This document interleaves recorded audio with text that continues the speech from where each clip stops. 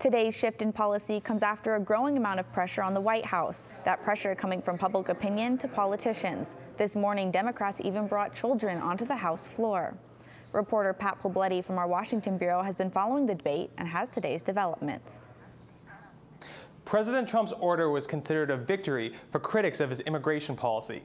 It said that the government would keep immigrant families together, but it would also keep them behind bars pending prosecution. President Trump was still blaming Congress today.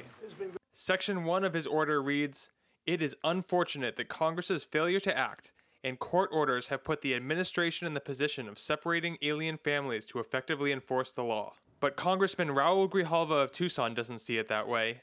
He said the order acknowledges that the White House is responsible for the damage its policy had caused. It was his decision, a policy decision, him and Sessions, and they could take it back. And we kept saying that.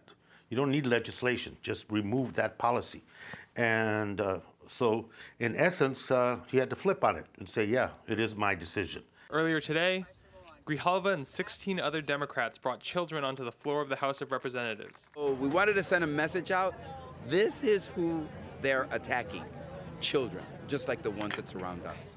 They wanted to put a face on just who the policy was affecting, and brought kids from immigrant communities in the surrounding Virginia and Maryland suburbs into the Capitol, and then to a press conference. It is psychological torture what this administration is doing, and the Republicans in Congress are tolerating it. They are promoting it, promoting psychological torture against these young children. As for the executive order released this afternoon, Grijalva believes that it could represent an improvement, but is also wary that it could lead to mass incarceration of immigrants. We wanted to end family separation. We didn't necessarily, none of us really support the idea that now we can warehouse the whole family in a detention center for a misdemeanor.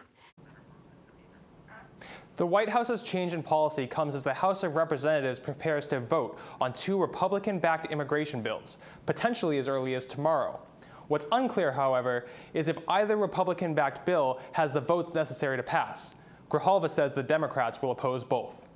In Washington, Pat Poblete, Cronkite News.